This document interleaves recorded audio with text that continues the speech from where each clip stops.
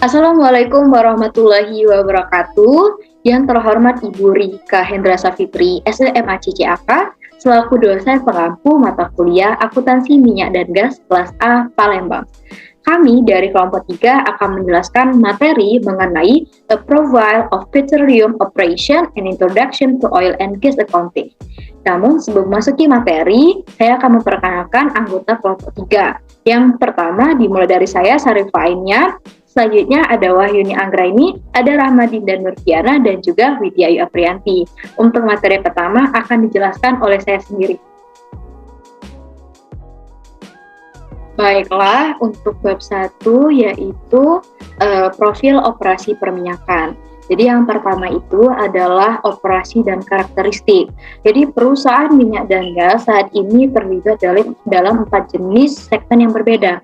Yang pertama ada eksplorasi dan juga produksi, yang kedua ada transportasi, yang ketiga ada penyulingan dan pemrosesan gas, dan yang keempat itu pemasaran dan juga distribusi.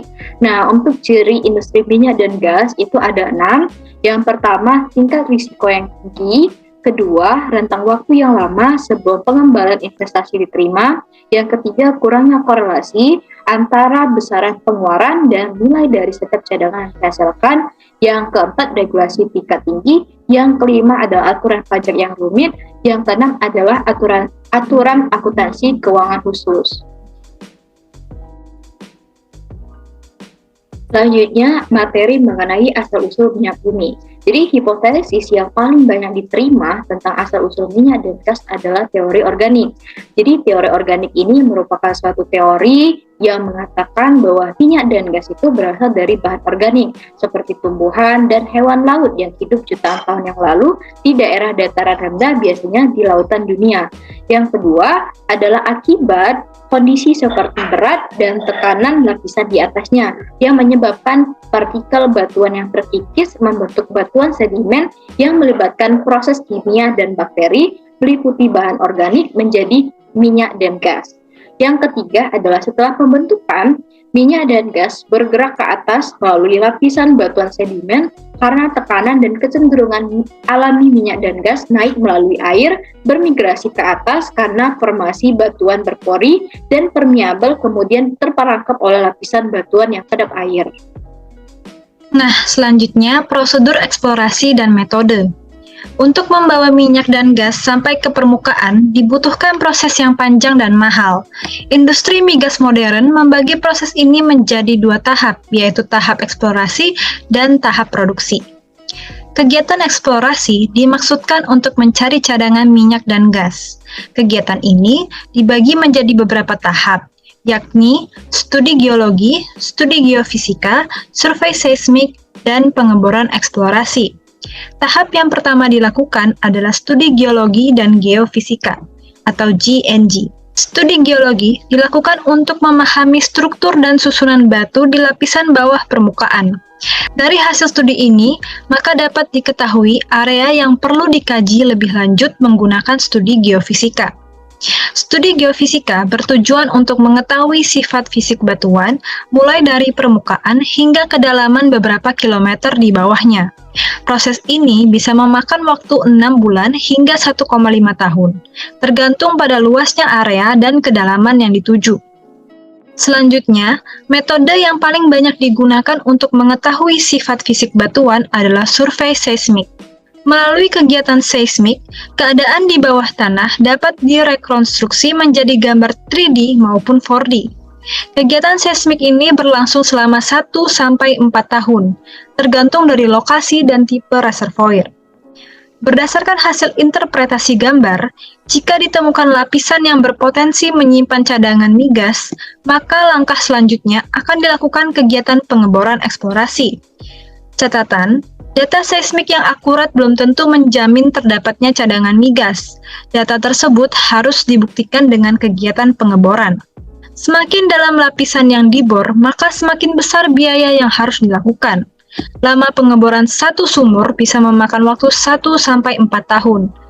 Sumur yang sukses adalah sumur yang menemukan cadangan dalam jumlah yang dapat diproduksi secara ekonomi. Namun, meskipun sumur diklasifikasikan sebagai suatu keberhasilan, itu mungkin saja tidak menguntungkan. Risiko terburuk dari pengeboran adalah dry hole atau tidak ditemukannya cadangan migas. Kegiatan eksplorasi mengandung risiko dan ketidakpastian yang sangat tinggi. Oleh sebab itu, dibutuhkan modal yang sangat besar, teknologi yang canggih, dan sumber daya manusia yang berkualitas. Jika tahap eksplorasi berhasil, kegiatan dapat dilanjutkan dengan tahap pengembangan atau produksi. Jika gagal, maka akan dipilih tempat pengeboran lain dan seluruh proses untuk memilih area kepentingan lain diulang kembali. Selanjutnya masuk ke materi akuisisi hak mineral. Jadi setelah perusahaan minyak dan gas itu mengidentifikasi area yang potensial ditemukannya cadangan minyak dan gas, selanjutnya perusahaan akan berusaha untuk memperoleh hak untuk mengeksplorasi, mengembangkan, dan juga memproduksi mineral. Berikut membahas jenis mineral yang paling umum. Yang pertama adalah hak mineral. Jadi hak mineral ini mengacu pada kepemilikan, penguasaan yang dibuktikan dengan adanya akta dari setiap mineral di bawah permukaan. Yang kedua ada mineral interest atau MI. Jadi mineral interest ini adalah kepentingan ekonomi atau kepemilikan mineral yang memberikan pemiliknya hak untuk bagian dari mineral yang dihasilkan, baik dalam bentuk barang maupun hasil dari penjualan mineral tersebut. Selanjutnya yang ketiga, itu adalah bunga royalti atau RI dan kepentingan kerja atau operating interest atau WI. Jadi bunga royalti sama kepentingan kerja ini keduanya ini sama-sama jenis bunga mineral yang dibuat bersamaan dengan leasing atau sewa. Kalau bunga royalti dipertahankan oleh pemilik hak mineral ketika pemilik itu mengadakan perjanjian sewa dengan pihak lain. Sedangkan kalau kepentingan kerja, bunga ini dibuat melalui leasing dan bertanggung jawab atas eksplorasi, pengembangan, dan pengoperasian properti. Nah, selanjutnya itu ada bunga pembayaran produksi atau Production Payment Interest. Bunga ini adalah bunga non-pekerja yang diciptakan dari bunga kerja dan mirip dengan Overriding Royalty Interest, kecuali PPI terbatas pada jumlah minyak atau gas, uang, atau waktu tertentu. Setelah itu kembali ke bunga dari mana ia diciptakan dan tidak ada lagi. Jika PPI dibayarkan dengan uang, pembayaran biasanya dinyatakan sebagai persentase dari bagian pendapatan bunga kerja. Jika dibayarkan dalam bentuk produk, seperti minyak, gas, dan lain-lain, pembayaran biasanya dinyatakan sebagai persentase dari bagian bunga kerja dari produksi saat ini. Seperti Overriding Royalty Interest, PPI dibuat dengan dibagi-bagi atau dengan retensi. Selanjutnya itu ada bunga royalti utama atau Overriding Royalty Interest. Adalah bunga yang tidak terbagi dalam sewa mineral yang memberikan hak kepada pemegangnya atas bagian proporsional atau menerima pendapatan dari penjualan minyak dan gas yang diproduksi. Pemegang bunga royalti utama tidak memiliki hak kepemilikan atas mineral di bawah tanah. Bunga ini memberi mereka hak untuk pembayaran royalti atas penjualan minyak dan gas yang dihasilkan. Ketika sewa berakhir, bunga kembali ke perkebunan mineral. Selanjutnya, itu ada bunga laba bersih atau Net Profit Interest. Adalah jenis bunga yang sering dipertahankan oleh pemerintah sebagai pemilik hak mineral ketika menyewakan blok lepas pantai kepada perusahaan perminyakan. Jenis bunga ini mirip dengan royalty interest atau overriding royalty interest, kecuali bahwa jumlah yang akan diterima adalah persentase tertentu dari laba bersih dari properti versus persentase dari pendapatan kotor dari properti. Pengurangan yang diizinkan dari pendapatan kotor untuk menghitung laba bersih biasanya ditentukan dalam perjanjian sewa. Sementara, pemilik bunga laba bersih berhak atas persentase dari keuntungan. Mereka tidak bertanggung jawab atas sebagian kerugian yang terjadi dalam pengembangan dan operasi properti. Kerugian ini bagaimanapun dapat dipulihkan oleh pemilik bunga kerja dari keuntungan di masa depan. Nah, selanjutnya di sini terdapat 3 diagram. Yang pertama itu ada Carve Out Production Payment Interest atau PPI yang dibagi-bagi. Mr. A memiliki hak mineral atau mineral rights, kemudian menyewakannya kepada perusahaan B. Atas sewa tersebut, Mr. A memiliki bunga royalti dan perusahaan B memiliki working interest. Kemudian perusahaan B mentransfer working interest kepada perusahaan C dan mempertahankan overriding royalty interest. Dari kegiatan tersebut, Mr. A tetap memiliki bunga royalti, perusahaan B memiliki overriding royalty interest, dan working interest berpindah tangan ke perusahaan C. Kemudian, perusahaan C menjual production payment interest kepada Mr. D secara tunai. Dari kegiatan tersebut, Mr. A tetap memiliki bunga royalti, perusahaan B tetap memiliki overriding royalty interest, perusahaan C tetap memiliki working interest, dan perusahaan D memiliki production payment interest. Selanjutnya itu ada carved out net profit interest created from working interest atau NPI yang dibagi-bagi dibentuk dari WI. Mr. A memiliki hak mineral, kemudian menyewakannya kepada perusahaan B. Atas sewa tersebut, Mr. A memiliki bunga royalti dan perusahaan B memiliki working interest. Lalu, perusahaan B membagi net profit interest kepada perusahaan C. Atas kegiatan tersebut, Mr. A tetap memiliki bunga royalti, perusahaan B tetap memiliki working interest, dan perusahaan C memiliki net profit interest. Dan yang terakhir itu ada net profit interest credit from mineral interest atau NPI yang berasal dari MI. Pemerintah memiliki hak mineral, kemudian menyewakannya kepada perusahaan B. Atas sewa tersebut, pemerintah memiliki net profit interest dan perusahaan B memiliki working interest. Selanjutnya itu adalah operasi pengeboran. Jadi, operasi pengeboran itu bisa dimulai dari membangun jalan akses ke lokasi pengeboran, lalu mempersiapkan lokasi rig pengeboran, lalu pengangkutan rig ke lokasi, dan melanjutkan dengan pengeboran lubang sumur. Kemudian di dalam operasi pengeboran terdapat kontrak pengeboran, di mana kontrak pengeboran ini merupakan kesepakatan antara pihak lisi atau pemilik working interest dan kontraktor pengeboran.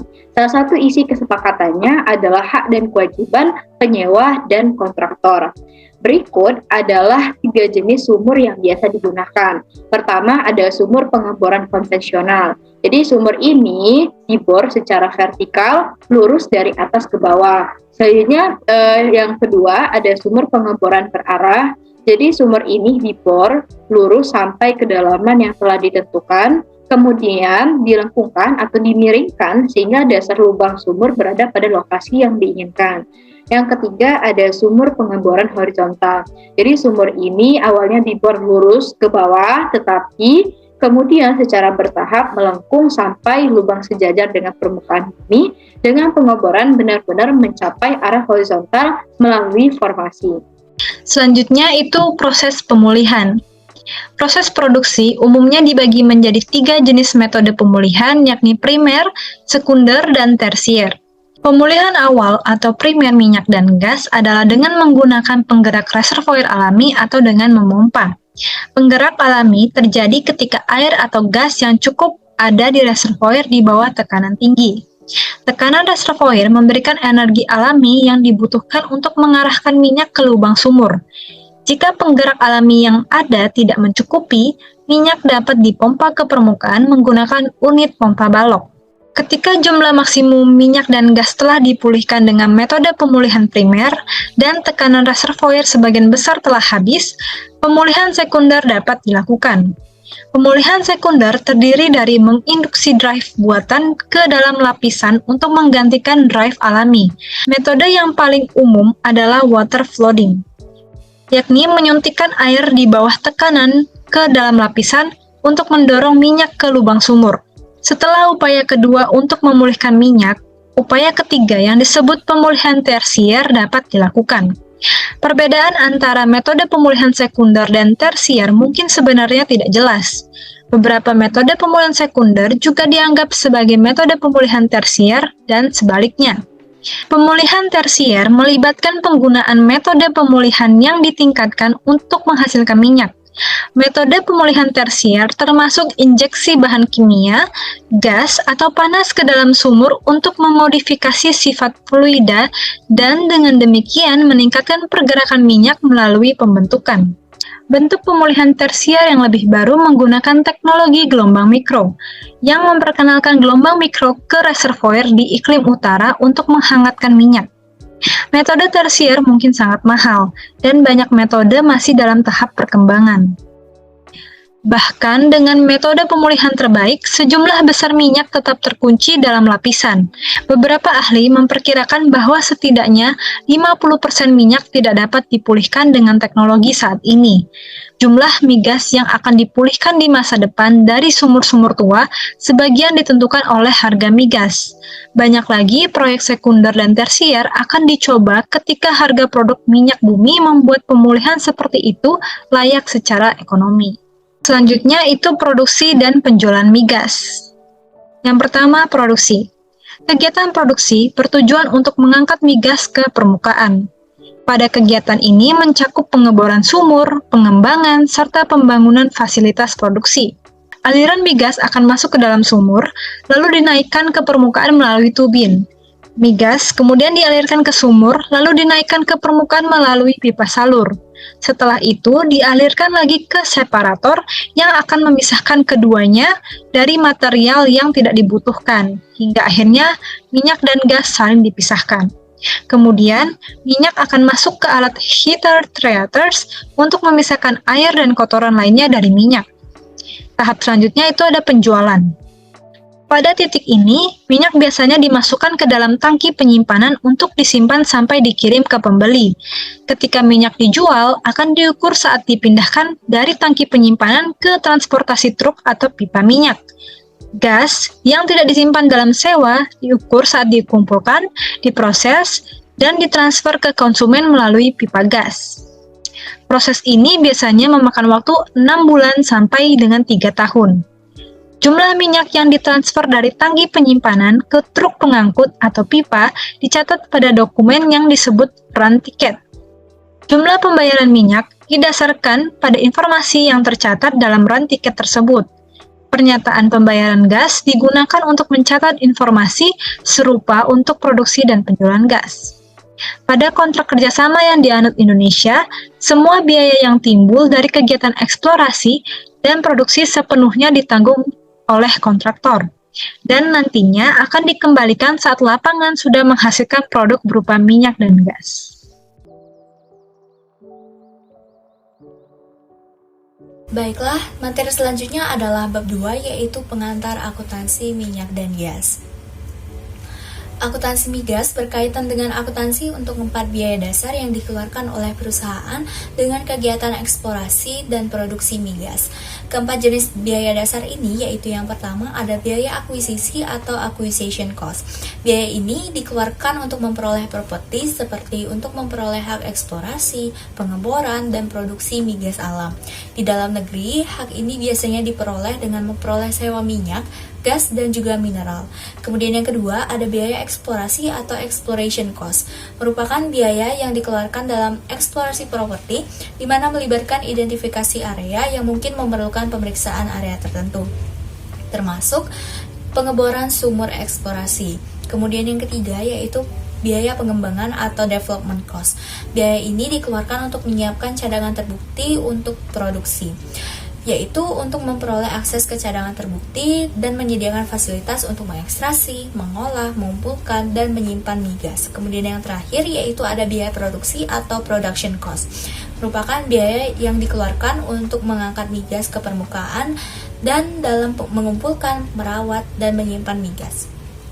Dalam kategori cadangan dapat didefinisikan dalam diagram alur seperti di gambar, yang mana waduk dengan perkiraan cadangan akan terbagi menjadi cadangan terbukti dan tidak terbukti. Cadangan yang terbukti merupakan cadangan yang cukup pasti untuk dipulihkan di masa depan, dan yang tidak terbukti adalah semua cadangan yang tidak memenuhi persyaratan cadangan terbukti. Untuk cadangan terbukti ini dibagi menjadi 2, yaitu cadangan terbukti yang dikembangkan dan yang belum dikembangkan. Dikategorikan dikembangkan akan diharapkan dipulihkan melalui sumur dengan peralatan dan metode operasi yang ada serta teknik pemulihan yang ditingkatkan jika proyek percontohan yang sukses atau berhasil menginstal program. Sedangkan untuk yang belum dikembangkan ada kemungkinan karena harga liftingnya itu lebih besar daripada penjualan.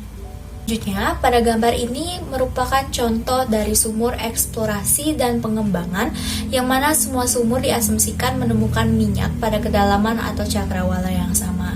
Sumur nomor 1, 2, 3, dan 4 itu merupakan sumur eksploratori yang merupakan sumur yang dibor untuk menemukan dan memproduksi migas di daerah yang belum terbukti. Sedangkan untuk sumur nomor 5 merupakan sumur pengembangan yang mana sumur ini dibor di dalam area yang terbukti dari reservoir migas hingga kedalaman cakrawala yang diketahui produktif. Pada contoh ini, dilihat bahwa sumur nomor 1, 2, 3, dan 4 melakukan pengeboran di unproved area dan menemukan migas. Maka dilakukan pengeboran lagi untuk sumur kelima, yang mana bisa dilihat pengeborannya itu di antara sumur nomor 1, 2, 3, dan 4, sehingga dinamakan sumur pengembangan atau development well. Sumur nomor 1 itu juga dapat dikatakan sebagai Newfield Wildcat Well, sedangkan sumur nomor 2 itu dapat dikatakan sebagai Delineation Well. Selanjutnya, Historical Cost Accounting Methods. 4 jenis biaya dasar yang dikeluarkan oleh perusahaan migas dalam kegiatan eksplorasi dan produksi harus diperhitungkan dengan menggunakan salah satu dari 2 metode biaya historis yang diterima secara umum, yaitu Successful Effort Accounting atau SE dan Full Cost Accounting atau FC. Perbedaan utama antara SE dan FC adalah apakah biaya dikapitalisasi atau dibebankan pada saat terjadinya. Dengan kata lain, perbedaan utama antara kedua metode ini adalah pada waktu beban atau beban kerugian terhadap pendapatan. Perbedaan mendasar lainnya antara dua metode ini adalah ukuran pusat biaya, di mana biaya diakumulasikan dan diamortisasi. Untuk SE, pusat biayanya adalah sewa, lapangan, dan reservoir. Dan untuk FC adalah sebuah negara.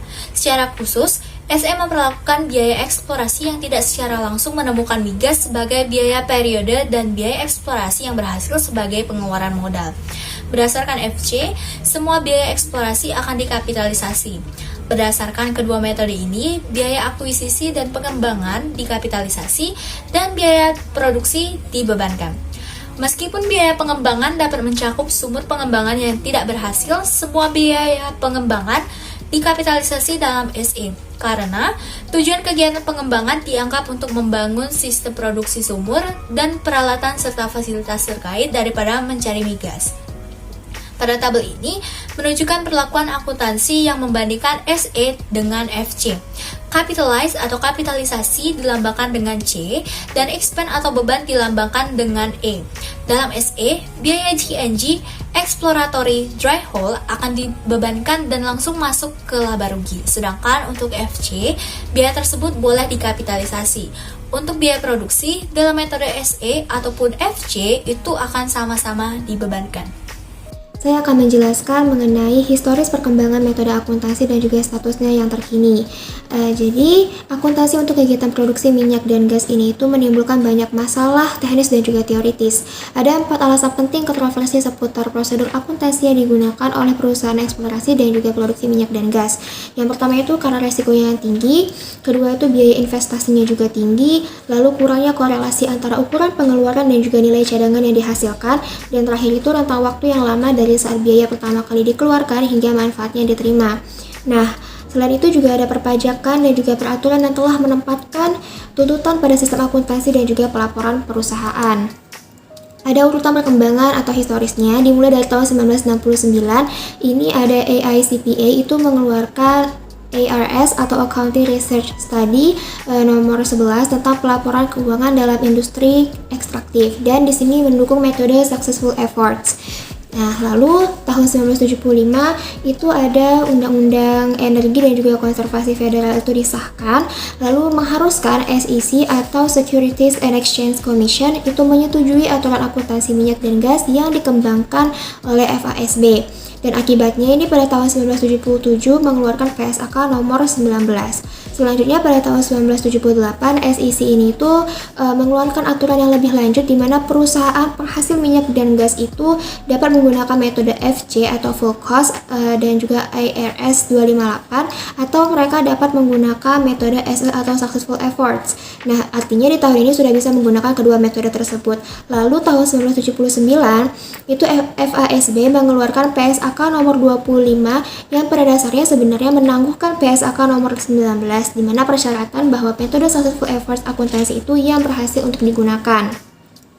Nah, selanjutnya maka timbul atau dikeluarkanlah RRA atau Reserve Recognition Accounting, di mana SEC ini menyatakan bahwa metode FC maupun SA itu tidak memberikan informasi yang cukup mengenai posisi keuangan atau hasil operasi perusahaan minyak dan gas.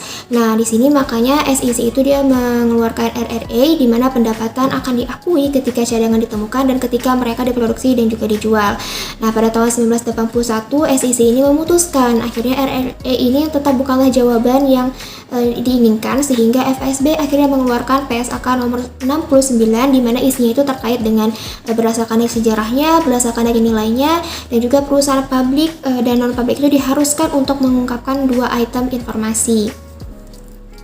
Nah, di sini saya akan menjelaskan metode successful efforts. Dapat dilihat ada flowchart mengenai metode successful efforts, di mana ada bagian akuisisi yang menyatakan gross biaya akuisisi itu dikapitalisasi sebagai properti yang belum terbukti sampai salah satu cadangan terbukti ditemukan atau sampai properti tersebut itu ditinggalkan atau mengalami penurunan nilai. Nah, jika cadangan terbukti ditemukan, properti tersebut itu akan direklasifikasi dari properti yang belum terbukti menjadi properti yang terbukti. Lalu ada eksplorasi. Jika biaya itu non-pengeboran, maka akan dibebankan pada saat terjadinya. Lalu jika biaya eksplorasinya itu biaya pengeboran, maka dikapitalisasi dan sementara sebagai sumur dalam proses sampai ditentukan apakah cadangan itu benar-benar terbukti ditemukan. Lalu ada cadangan, jika cadangan terbukti ditemukan, itu maka biaya pengeborannya akan dipindahkan ke sumur dan juga peralatan dan fasilitas yang terkait dan dibebankan di beban. Lalu jika cadangan itu terbukti tidak ditemukan, maka nanti biayanya itu akan dibebankan. Biaya pengembangan yang mencakup biaya pengeboran sumur pengembangan dikapitalisasi tanpa memperhatikan ditemukan atau tidaknya cadangan itu yang terbukti. Nah, di sini ada contoh soal mengenai metode successful efforts. Teman-teman dapat mempost video ini untuk bisa membaca lebih lama mengenai contoh soalnya dan juga melihat jurnal yang dibutuhkan. Selanjutnya saya akan melanjutkan menjelaskan mengenai metode full cost, di mana di sini juga sudah ada flowchartnya dapat teman-teman lihat. Jika properti terbengkalai atau mengalami penurunan nilai, biaya akan tetap dikapitalisasi, tetapi dipindahkan ke aset terbengkalai atau mengalami penurunan nilai akun biaya. Dan semua biaya itu diakuisisi. Eksplorasi dan juga pengembangan yang terjadi di setiap negara itu adalah dikapitalisasi ke dalam satu pool, sehingga nanti secara teoritis properti individunya kehilangan identitasnya. Nah, di sini juga saya menyediakan atau memberikan contoh soal mengenai full cost. Teman-teman dapat mempost juga video ini untuk membaca lebih jauh mengenai contoh soalnya seperti apa dan jurnal-jurnal apa yang diperlukan. Sekian yang dapat saya sampaikan. Terima kasih. Saya kembalikan kepada moderator. Baik, terima kasih kepada teman-teman dari kelompok 3 yang sudah menjelaskan materi dengan baik. Demikianlah hasil pemaparan dari kelompok kami. Mohon maaf jika terdapat kesalahan kata dan kekurangan dalam penyampaian kami. Saya akhiri, terima kasih atas perhatiannya dan sampai jumpa. Wassalamualaikum warahmatullahi wabarakatuh.